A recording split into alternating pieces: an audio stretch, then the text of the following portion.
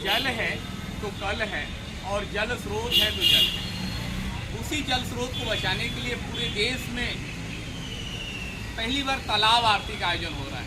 काशी में माँ गंगा की आरती बहुत वर्षों से चल रहा है, मगर तालाब आरती पूरे देश में कहीं नहीं हो रहा है। और कहीं न कहीं जो हमारे तालाब हैं, कुंड हैं, पोखरे हैं, कुआं हैं, वो निरंतर समाप्त होते जा रहे हैं, क्योंकि ये हमारे प्राचीन काल के हार्वेस्टिंग सिस्टम है। इसी में बरसाती पानी आकर संरक्षित होता है, जो भूगर्भ में जाकर हमारे भूगर्भ के जल का लेवल बढ़ाता है।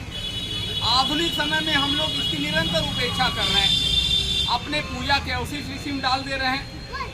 इन्हीं सबसे बचाव हेतु इसकी सुरक्षा और संरक्षण हेतु प्रत्येक शनिवार को हम लोग यहाँ तालाब आरती करते हैं।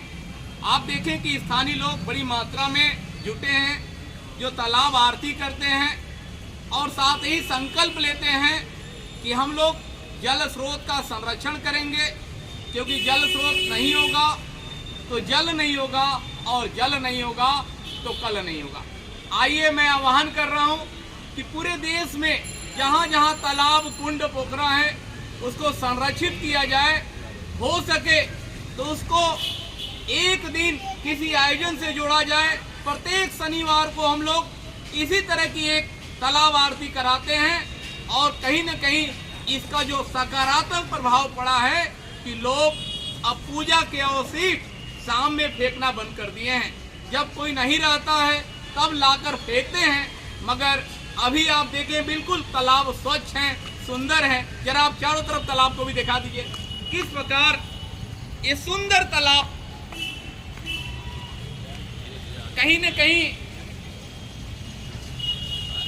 ये प्रदर्शित कर रहा है कि यदि हम लोग थोड़ा से प्रयास करें तो हमें वही तालाब जो प्राचीन रूप में बना हुआ था, जो हमारे पूर्वजों ने दिया था, हम उसको संरक्षित भी कर लेंगे, सुंदर भी कर लेंगे।